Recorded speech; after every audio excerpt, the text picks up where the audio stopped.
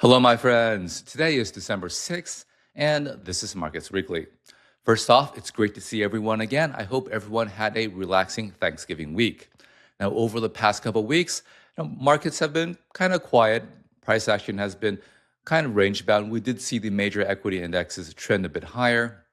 And personally, I still think there's a good chance that we could hit S&P 500, 7,000 on the S&P 500 by the end of the year. The really interesting stuff, though, happened on the policy front. So last week, President Trump all but promised that the next Fed chair would be Kevin Hassett.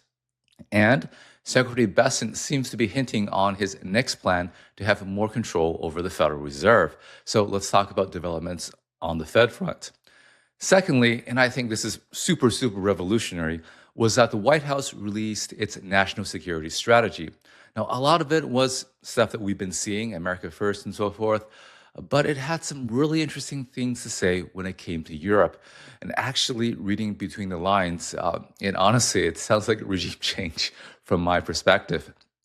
So let's take a look at that document. All right, starting with the Fed. So last week, the Wall Street Journal reported that President Trump basically canceled the second round interviews for Fed chair, and that President Trump suggested he had narrowed down candidates to one person, and that it would be announced in early February. Now, he also had this thing to say at a recent conference. I guess a potential Fed chair is here too. I don't know. Are we allowed to say that? Potential. He's a respected person, that I can tell you. Thank you, Kevin. So basically, we've already narrowed down the Fed to one candidate. Oh, by the way, Kevin Hassett, potential candidate, great guy. So that kind of tells you all you need to know. If you look at the betting markets, it's very clear that everyone is becoming increasingly confident that Kevin Hassett will indeed be the next Fed chair. So who is Kevin Hassett? Well, Kevin Hassett is basically the president's longtime economic advisor, who's actually been there for over a decade now. So if you look at his credentials, he's definitely someone that is well qualified to be Fed chair. He has an econ PhD from a fancy university. He's worked at the Fed before. He's held positions in influential conservative think tanks. He's been in a part of the establishment, mainstream Republican economic thinking for some time, being economic advisors to presidential candidate Mitt Romney, presidential candidate McCain, and so forth. And around the time of the President Trump's first term, he found his way into President Trump's sphere. And I guess that bet has really paid off in spades. He rode that Trump train first as chairman of the Council of Economic Advisors during Trump's first term, currently president of the National Economic Council, President Trump's current term, and now it looks like he's going to be Fed chair. So all these positions, very much what you would expect to see in someone who ends up as Fed chair. For example, Bernanke and Yellen were also previously chairman of Council of Economic Advisors, fancy academic credentials and so forth. So on paper, totally reasonable choice. President will often say that he really prefers Secretary Bessent to be Fed chair and so forth.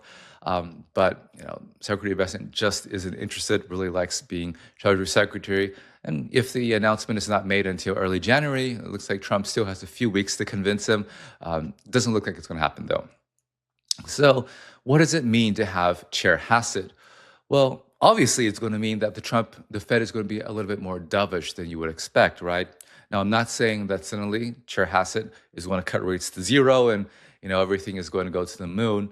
But when you're making economic policy, there is always a lot of flexibility because a lot of judgment is discretionary.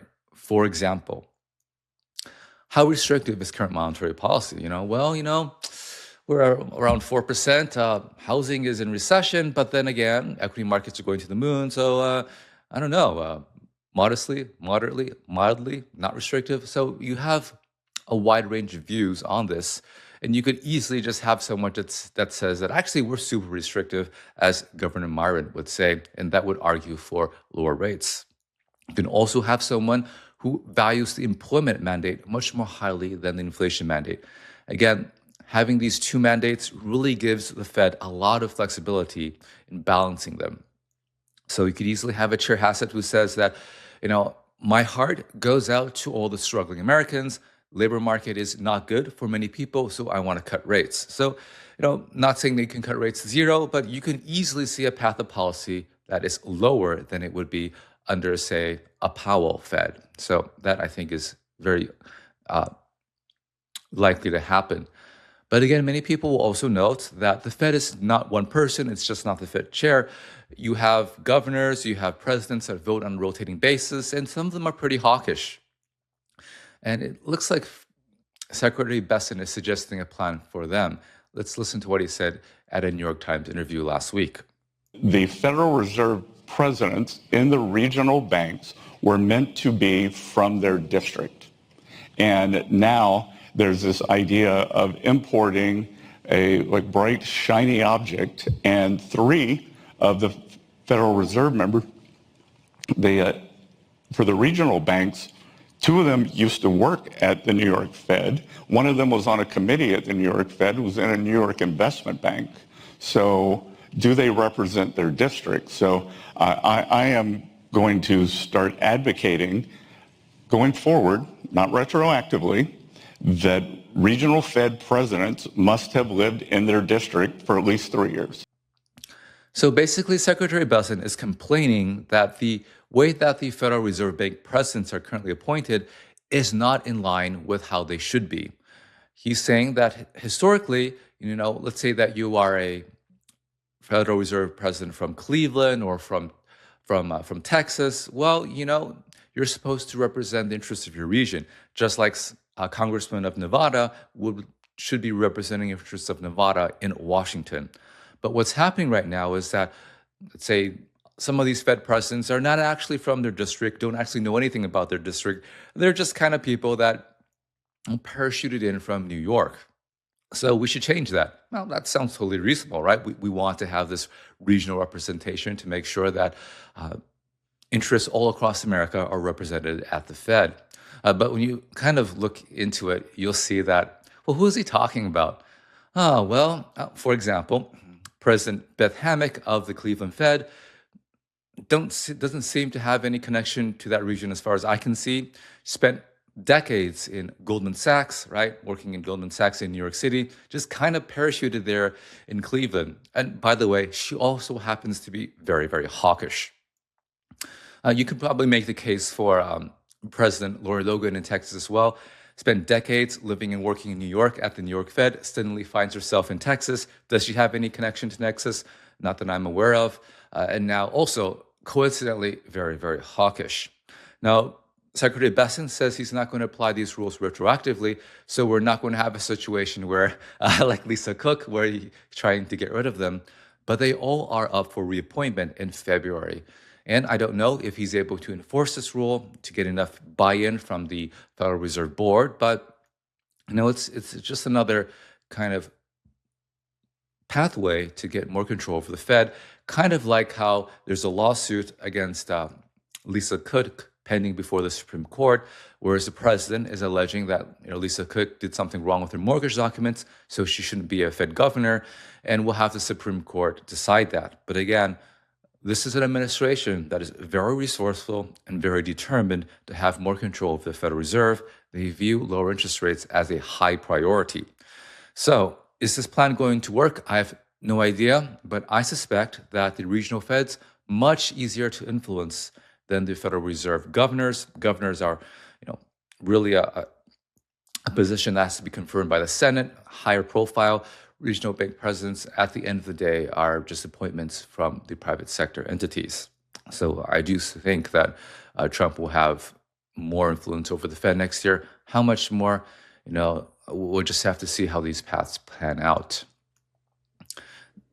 So, and you kind of see, okay, so when it comes to market reaction, it's kind of hard to see how that could be because, some people would say that you'll lose the long end and so forth. But on the other hand, if you do have a politicized Fed, why don't they just do like yield curve control or something like that? No, the administration is aware that they don't want the market to freak out. And so you do see the Treasury tweeting this out the past week, saying that the bond market loves President Trump. So far at least, it's not obvious to me that the market is really concerned about anything about the politicization of the Fed. So far, the price action, lower yields, weaker dollar, higher gold, is also consistent with weaker labor market, which you did have some weak labor market news the past week.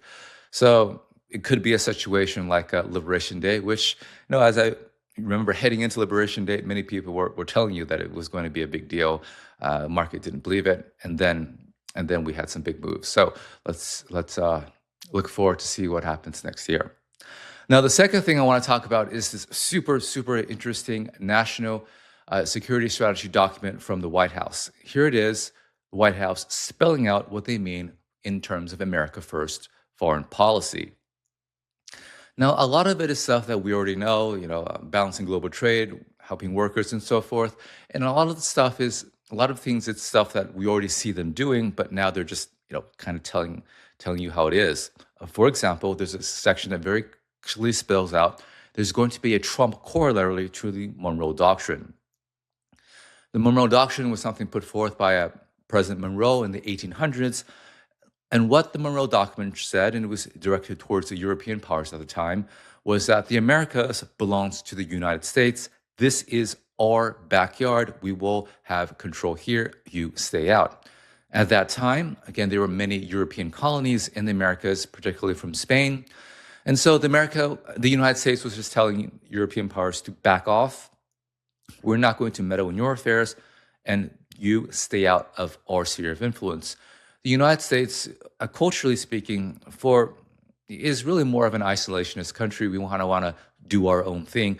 And it really was the political powers that kind of dragged the public into the world wars. So what we see today, America as kind of an empire, is kind of more of an aberration when it comes to American history.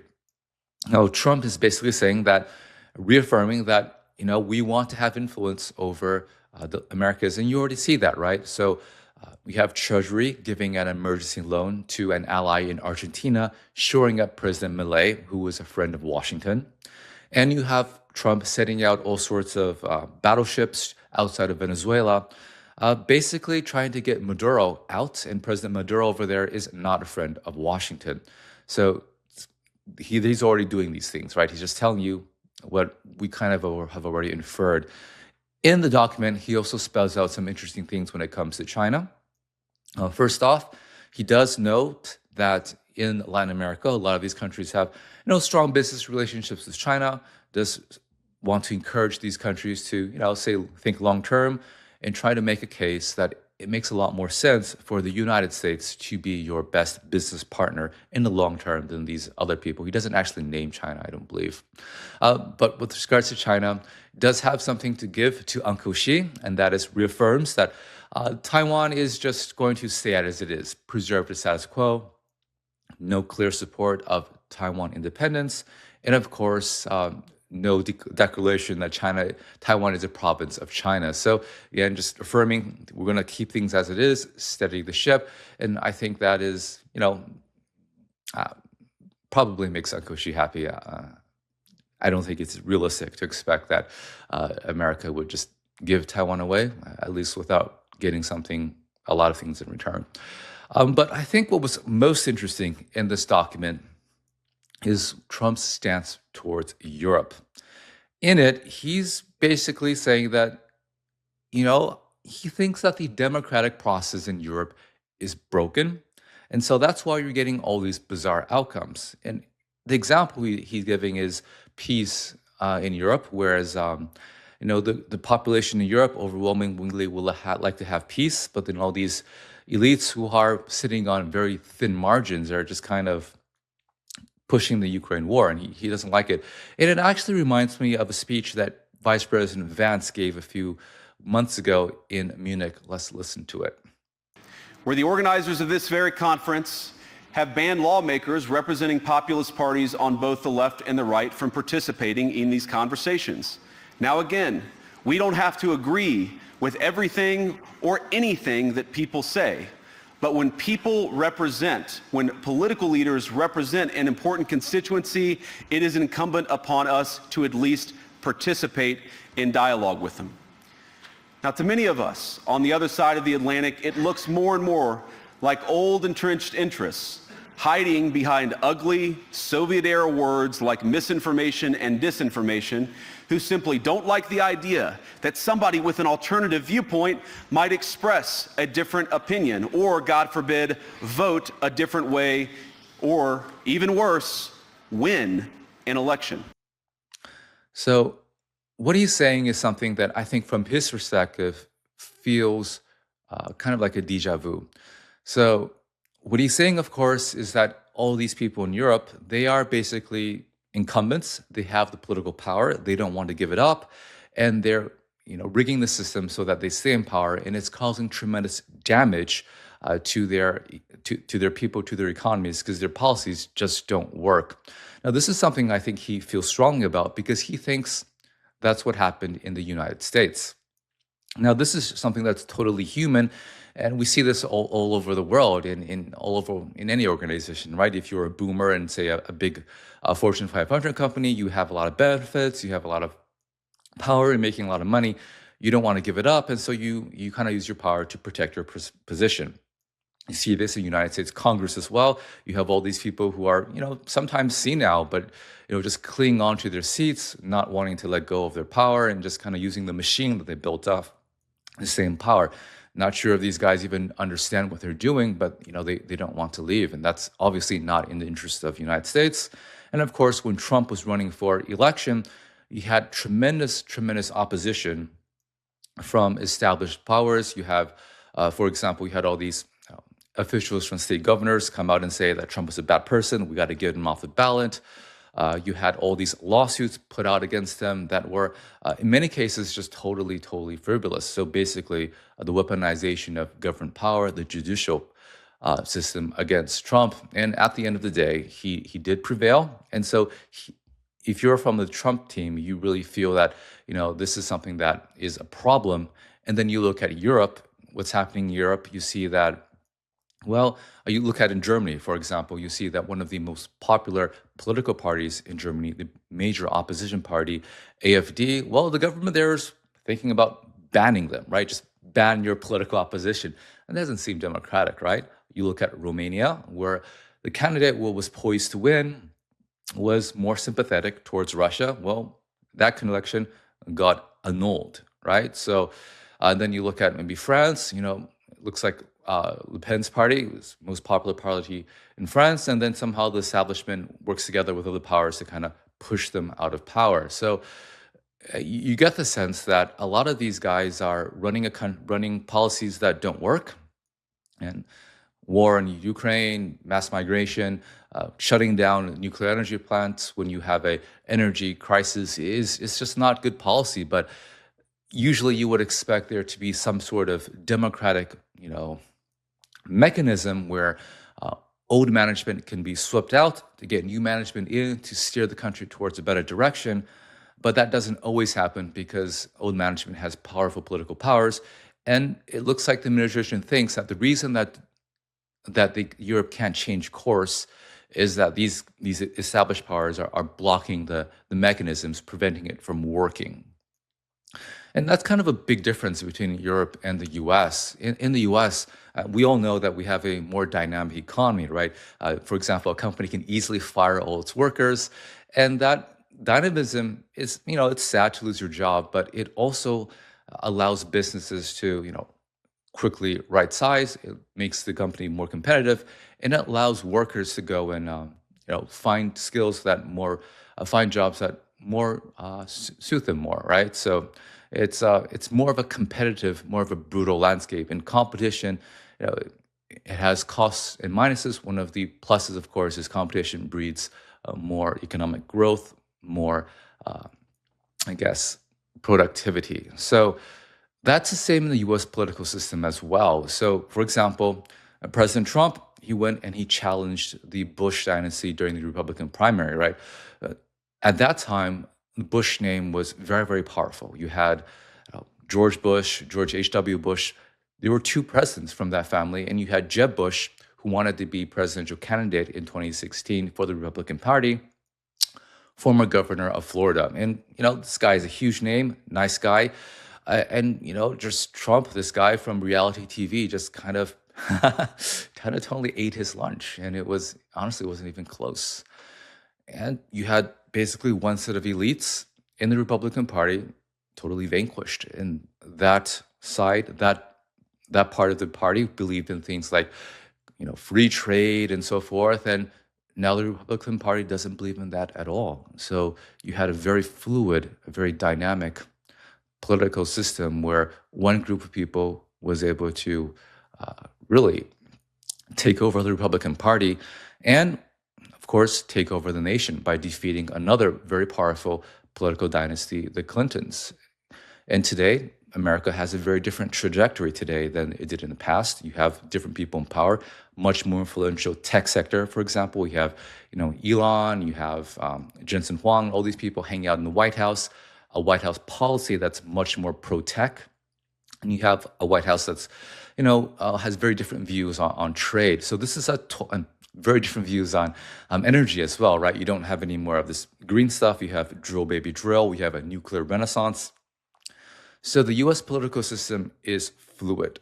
You have elites fighting it out and different sets of elites taking power and changing the direction of the country. The downside of this is that there's a lot of policy volatility. You have tariff on, tariff off. Maybe the next president, maybe President Ocasio-Cortez takes all the tariffs off. I don't know. But this makes it difficult for anyone to plan. And, it kind of makes things chaotic. But the good part of this is that if the nation is heading towards a wrong direction, it can change course, right? So we were having tremendous amounts of illegal immigration. That's not happening anymore. And I think the public broadly is happy about that. So again, costs and minuses to this kind of political system. In Euroland, because I guess they prioritize stability, they can't change course. And if you look at the economic data, it does seem like they're heading to nowhere, right? Low growth, higher social unrest, and a war that doesn't seem to end. And so what is the administration proposing? Well, it's kind of spelling it out to you. They are, quote unquote, cultivating some resistance in Europe. What does that mean? What does cultivating resistance in Europe mean? That sounds like regime change to me. That sounds like, color revolution stuff, which is something the United States has been doing for decades across the world, especially in Latin America, and what the United States does very well, right? You have this government that pops up in some kind of U.S. sphere of influence, and, suddenly, we have all this propaganda campaign, bad things happen, or, this guy just disappears. And so we have replaced by a U.S. puppet. It sounds like the U.S. wants to do that to Europe. And I think that's truly revolutionary because on the surface, you would say that U.S. and Europe are allies. Maybe a few decades ago, you could even see them as equal partners. But it's very clear today that's not the case. U.S. is going and negotiating peace directly with Russia, totally ignoring Europe, just telling them that you guys don't matter, and maybe they're telling them today that we think we want to get rid of you. And so, what is that? I mean, that's just kind of mind blowing and really changing how this. And I actually think they'll go to secede because a lot of the European current elite, they are losing popular support, and if you had maybe free elections, maybe they would lose today. And maybe if you have a huge propaganda campaign from the CIA or something like that, maybe they would definitely lose more. And, well, what would replace them? Someone that thinks more like the US. And what would that be? That'd be someone who doesn't like illegal immigration, who is more business oriented, who would, not so much in green energy, would probably want to emphasize nuclear power, less regulation, more industrialization, and of course, to be more collaborative with Russia. Maybe we have Russian gas again and so forth. So maybe it's a good thing for Euroland in the long run. And so I don't know how this is going to turn out, but I do think that this is a serious turning point in the Atlantic relationship. And really, it's going to be so exciting to see how it turns out. All right, so next week we have the Fed meeting. Everyone knows Fed is going to cut rates, kind of signaled it. And let's see, I'll be back to talk about what What are my thoughts when that happens? Outside chance that we could have maybe some signaling of when the Fed is going to restart reserve management purchases as well. All right, I'll talk to you guys then.